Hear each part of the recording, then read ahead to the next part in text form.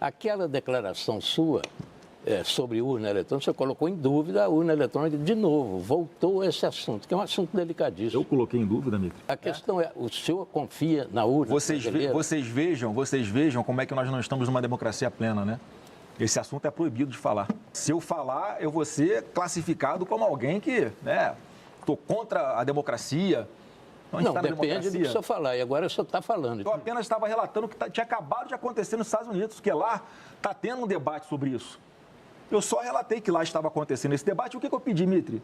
Façam como sempre fizeram. Mandem observadores dos seus países para cá para acompanhar a eleição. A informação que o senhor trouxe para os diplomatas foi afirmar que as urnas brasileiras são fornecidas por uma empresa que fornece urnas para a Venezuela, o que é mentira. O TSE, presidido por um ministro indicado pelo seu pai, nega essa informação e diz que é uma fake news. Então o senhor faz um ataque às urnas baseado num fato que não é verdadeiro. Eu posso ter falado errado que eles forneceram as urnas, mas eles participaram de todo o processo.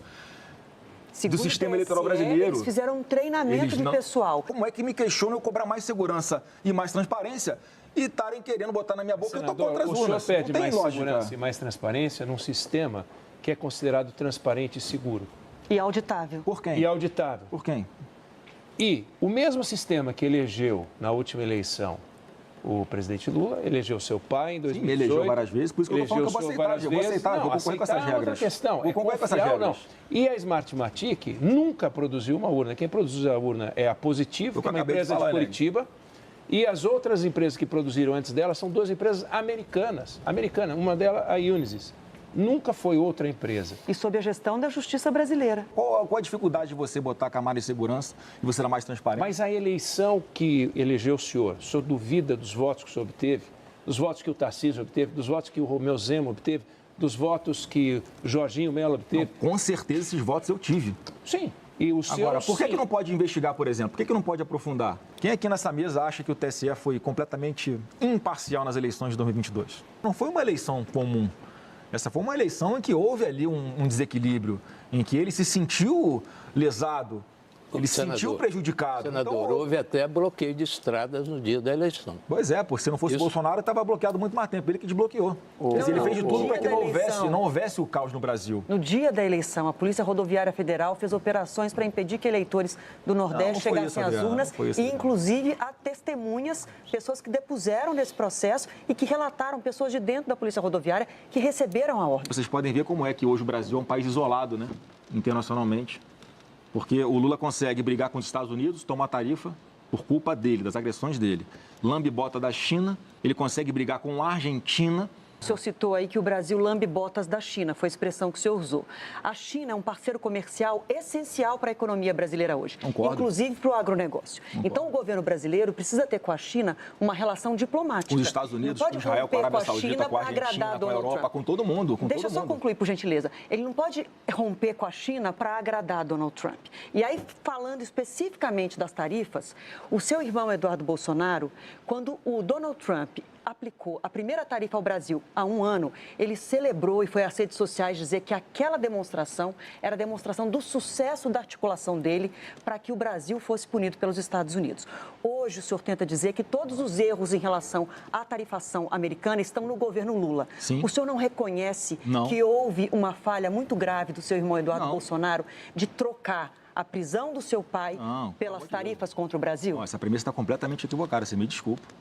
Você acha agora que o Eduardo tem poder de coerção sobre o presidente dos Estados Unidos? Ele tentou dizer isso para o Brasil. Sua carta aos americanos, ao governo americano, o senhor pede para deixar esse assunto para depois das eleições. Não pedi para deixar depois das eleições. Como se fosse assim, tarifa depois. O senhor estava em Santa Catarina, num evento, junto com o governador Jorginho Mello, e foram distribuídas camisetas amarelas para todo mundo, e o senhor preferiu escolher uma camiseta onde estava escrito Pix é Bolsonaro, Master é Lula. Isso, 4 dias depois, vazou um áudio em que o senhor, com uma clareza rara de ouvir, ou seja, não há dúvida sobre o que está sendo dito, o senhor pede um dinheiro ao Daniel Vorcaro e, quando perguntado o motivo, o senhor falou que era o filme. O orçamento do filme, depois, foi dito que haveria uma explicação sobre as despesas do filme. O O senhor chegou a falar que outros empresários foram procurados ou seriam procurados também. Então, eu queria ouvir o senhor sobre a relação com o Daniel Vorcaro. E quando é que nós vamos ver esses números? Se é que nós vamos ver esses números? Já estão na imprensa, né? Não. O senhor falou que ia apresentar uma planilha sobre as despesas do filme. Filme privado, com investimento privado, em homenagem ao meu pai. Eu acho que ele merece uma obra cultural que fale a verdade, que mostre o homem maravilhoso que ele é, a perseguição que ele sofreu, o que ele teve que passar para ser presidente da República desse país, o que ele está sofrendo até hoje. Foi uma investigação pedida por quem, Mitri? Por deputado do PT. Sim, mas o Supremo abriu a investigação. E que bom, tem que abrir a investigação. É sobre valores, aqueles 61 milhões. Não, foi... Para onde eles foram? Foram para o filme. Em relação à questão do Banco Master, o senhor citou aí que o governo estava trocando benefícios, mas o fato é que o banco foi liquidado pelo Banco Central. Em relação aos 61 milhões que o senhor recebeu... Não, peraí, vamos receber 61 milhões Não, de reais. sim, o senhor negociou. Foi um investimento que foi feito... Gente, é um investimento feito num filme. Saía da empresa, passava pelo Banco Central e ia para lá nos Estados Unidos para o filme ser produzido. Sim, não passou pela minha conta de dinheiro, não pedi dinheiro. Parece que eu estou fazendo alguma coisa ilícita. O senhor negociou 61 milhões. Eu busquei investidores, gente, como busquei outros investidores também. Mas queria que eu procurasse a Lei Rouanet? A minha pergunta é, teve os 61 milhões que o senhor investiu... Os 61 milhões que o senhor negociou para o filme, o senhor disse que a contabilidade está às claras. Mas, na verdade, para o eleitorado em geral, há muitas dúvidas. Inclusive, se o dinheiro foi usado para bancar o Eduardo Bolsonaro, outras despesas que não sejam do filme. Isso não está esclarecido. O outro ponto que eu queria colocar para o senhor é o seguinte: muito da dificuldade política que o senhor tem agora de fechar acordos, vários políticos dizem que é o temor de novas denúncias que vinculem o senhor ao Vorcaro, ao Banco Master e a todo esse escândalo. A minha pergunta para o senhor é: existe algo mais que o eleitor brasileiro precise saber? O senhor chegou a falar de um videozinho que poderia aparecer. Tem alguma outra denúncia grave que o eleitor pode ser surpreendido ao longo dessa campanha? Zero. Sabe, eu sou investigado por alguma coisa nesse país hoje?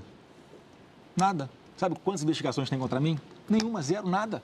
Tem uma investigação agora aberta sobre o filme, mas é né? um filme, não sou eu que sou investigado. Vamos partir de premissas verdadeiras. Eu não sou investigado por nada. Fica o PT, esse núcleozinho da PF, que é o grupo especial do Lula dentro da PF, motivando, passando matéria para a imprensa para dar a impressão de que eu estou respondendo alguma coisa. Eu não sou investigado por nada. Quem deve explicações é o Lula, é o governo dele, não sou eu. As pessoas ficaram chocadas, pressionadas com o vídeo gravado pela ex-primeira-dama Michele Bolsonaro, pela qualidade do vídeo, pela forma como ele foi feito, pelo texto que ela lê, pela organização, pela simbologia toda, que não é um vídeo comum de se ver. Os vídeos que o senhor faz são vídeos mais informais, os vídeos que o seu pai fazia bem mais informais, mas aquele vídeo está cheio de símbolos. E é uma acusação muito forte e muito dura. Eu acho que ela estava insegura com relação à minha candidatura e agiu dessa forma. Óbvio que eu não gostei, que eu fiquei chateado e surpreso com esse vídeo. No lançamento da sua candidatura, a Michele apareceu num vídeo e o seu pai apareceu num vídeo de inteligência artificial. Naquele texto que o Jair Bolsonaro da inteligência artificial disse, ele te nomeou, te indicou, dizendo que é o herdeiro do bolsonarismo, de sangue do meu sangue. Inclusive usando essa expressão que nas pessoas ligadas a Michele dizem que ela era tratada como uma não Bolsonaro e isso era uma razão da mágoa dela. O senhor vai continuar usando o seu pai via inteligência artificial na campanha? Porque isso, na campanha, a legislação proíbe. Vocês vejam, não proíbe não. Isso mostra como é que o Brasil hoje não vive uma democracia plena.